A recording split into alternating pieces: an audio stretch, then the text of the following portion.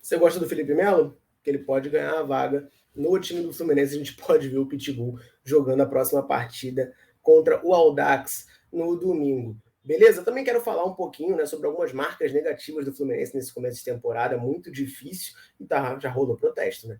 A torcida organizada já protestou contra o Fluminense nas redes sociais, contra a má fase do Fluminense. A gente vai falar sobre isso, assim como a gente vai falar também sobre uma postura do Volta Redonda que talvez tenha sido um fator muito importante para a vitória deles na partida de ontem à noite lá no Raulino de Oliveira. Beleza? Então, primeiramente eu agradeço a sua audiência, agradeço você por estar aqui com a Central. Muito obrigado por dar essa moral para a gente. Convido você a ficar até o final, porque são várias notícias que eu vou trazer aqui nesse vídeo para você. E peço também o seu like, tá? Deixa o like no vídeo aqui embaixo, tem o botão do joinha, aperta o botãozinho do like aí, você não tem noção de quanto isso ajuda a gente que produz conteúdo diariamente aqui no YouTube, para você, tricolor, ficar muito bem informado. Convido você que está nos assistindo a comentar de onde você nos assiste. Cidade, estado, até país de onde você está falando. A gente tem uma audiência global e gosta muito, né, de saber de onde cada um de vocês nos assistem, beleza? Então, conto com a sua ajuda, conto com o seu like, conto com o seu comentário aí, falando de onde você está nos assistindo. E vamos embora para o vídeo, porque o Volta Redonda venceu o Fluminense ontem por 1-0 lá no Raulino de Oliveira, né? Embora o Fluminense diversas vezes mande seus jogos por lá, ontem o jogo era mando do Volta Redonda, né, que era o dono da casa, é o dono do Raulino de Oliveira, né, é o clube que geralmente joga como mandante lá. E a torcida do Volta Redonda fez um barulho, fez um peso, deu para ouvir bastante na transmissão. A torcida do Volta Redonda cantando, informa o jornalista Vene Casagrande, do O Dia e do SBT, que o Volta Redonda chegou a receber uma proposta para vender o mando para Brasília, levar essa partida da noite de ontem para Brasília, né, atuar por lá. Volta Redonda ganharia R$300 mil, né, para vender esse mando, para transferir o jogo, mas recusou a proposta, apostou no fator casa para vencer o Fluminense e conseguiu, né? Conseguiu vencer por 1-0 com gol do centroavante Lelê numa partida abaixo do Fluminense. Então fica aí o registro. Volta Redonda poderia ter mandado esse jogo para Brasília, mas recusou, preferiu focar ali no ganho técnico que julgou que teria com a partida sendo na sua casa, próximo da sua torcida. E essa decisão da torcida, da diretoria do Volta Redonda, fez com que o Fluminense perdesse, talvez não diretamente. O Fluminense perdeu essa partida, havia perdido também para o Botafogo do Rio de Janeiro no último domingo no Maracanã, e com isso, né, iguala uma marca de outubro do ano passado, que é a última vez que o Fluminense perdeu 2 jogos seguidos. Fernando Diniz teve uma sequência muito negativa no ano passado, que chegou a 3 derrotas consecutivas em outubro, né? Perdeu para o Atlético Goianiense, depois para o América Mineiro em casa. O Fluminense igualando isso, depois perderia em outubro também para o Atlético Mineiro lá em Minas. Esse ano o Fluminense perdeu para o Botafogo e agora para o Volta Redonda, né? Então uma marca bem negativa, bem ruim, bem próximo, inclusive, do pior momento do Fernando Diniz no comando do Fluminense, que pode preocupar, né? Esse levantamento foi feito pelo Marcelo Neves do O Globo e preocupa, né? Preocupa porque a gente não esperava o Fluminense tendo essa oscilação, tendo esse momento negativo já no Campeonato Carioca, né? Um campeonato em que o Fluminense, teoricamente, é mais forte que seus adversários e o Fluminense não está conseguindo desempenhar. O Fluminense não está conseguindo desempenhar, são 3 jogos sem vencer, sendo 2 derrotas consecutivas. E isso acho que fica muito claro, né, quando a gente vê esse levantamento que a Netflu fez. A gente até comentou isso na live pós-jogo que a gente fez ainda agora, né? Começou às 10 da manhã aqui no canal. Vai estar aí no card para quem quiser assistir. Que o Fluminense só tem 3 jogadores que marcaram gol na temporada. E o artilheiro do Fluminense no ano é o gol contra, né? Teve 2 gols contra a favor do Fluminense e 3 gols de atletas, né, do clube a seu próprio favor, né? Isso é muito preocupante. Eu acho que isso mostra muito como que o Fluminense está mal na temporada ofensivamente. Fez só 5 gols até agora, né, em 6 jogos. E só Alan, de pênalti, Lima, aquele golaço contra o Nova Iguaçu, e John Arias, depois de uma bola parada, fizeram gols para o Fluminense, além do gol contra, é claro, né, que apareceu tanto no primeiro jogo contra o Resende, quanto na partida contra o Boa Vista, né? É uma marca bem ruim do Fluminense, um desempenho bem ruim ofensivamente do Fluminense, e isso, claro, né, reverbera em Germancano, né? Germancano, nosso artilheiro, meteu 44 gols em 2022, mas está muito mal em 2023, não conseguiu jogar ainda, não conseguiu meter gols e, né, vive seu maior jejum pelo Fluminense, né, igualou a marca de maior jejum dele pelo Fluminense, ficando em branco por 4 partidas consecutivas. Germancano não meteu gol ainda em 2023 e já está 4 partidas consecutivas sem marcar, que preocupa, né? Os 3 jejuns estão listados aqui pelo GE.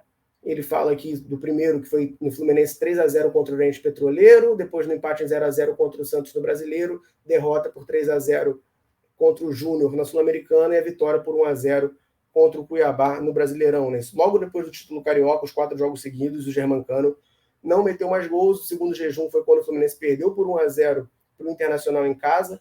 Depois, quando empatou com o União Santa Fé em 0-0 na Argentina, perdeu para o Coritiba lá em Coritiba por 3-2 e depois quando ganhou do Júnior por 2-1 pela Copa Sul-Americana. Né? Isso aqui, na verdade, o Germancano, esse segundo jejum, ele marca um gol nesse meio tempo. Eu não vou lembrar qual foi o jogo, mas esse segundo jejum foi muito próximo do primeiro, porque essa partida contra o Cuiabá, que foi a última partida do primeiro jejum dele, foi a segunda rodada do Brasileirão, e a partida contra o Internacional, eu tenho quase certeza que foi a terceira rodada do Brasileirão. Então teve algum jogo nesse meio tempo, não lembro se foi da Copa do Brasil, se foi da própria Libertadores, que o Cano meteu o gol, e aí depois entrou nesse segundo jejum de 4 jogos consecutivos sem marcar.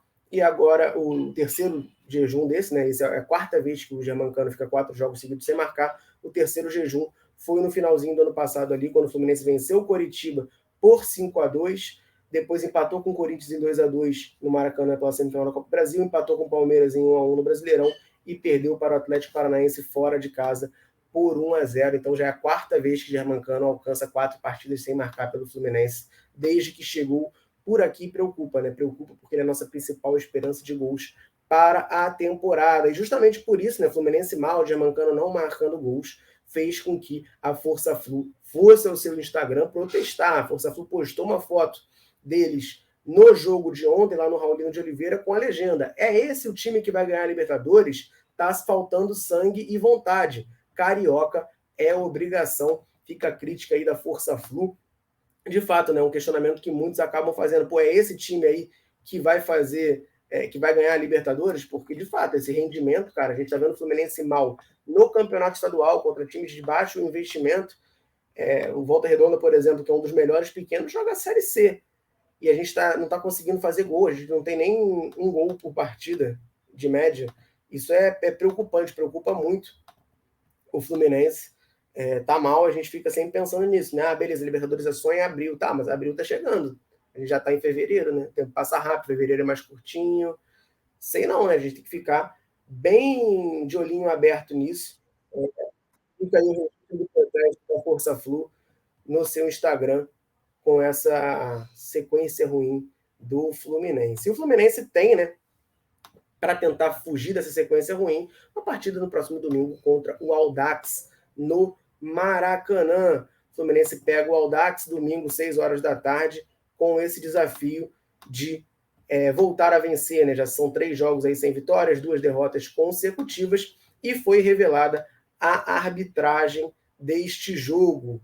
Ok? O árbitro é Paulo Renato Coelho, que foi o árbitro, inclusive, da partida entre Madureira e Fluminense, a nossa última vitória no Campeonato Estadual lá em Cariacica. Ele apitou aquele jogo, 1-0 Fluminense. É um árbitro que já apitou jogos do Fluminense 4 vezes, e o nosso retrospecto com ele, embora seja só jogo de estadual, tá?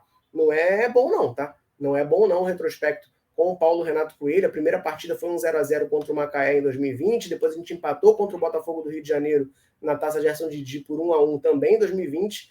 Teve a derrota para o Botafogo na semifinal do Carioca do ano passado, que a gente acabou se classificando depois. Era o Paulo Renato Coelho, e a única vitória foi essa contra o Madureira por 1-0 nesse jogo agora no dia 22 de janeiro. Nosso aproveitamento como mandante, né, que é o que seremos no domingo contra o Audax, com ele é de 0%. Jogou uma vez e perdeu.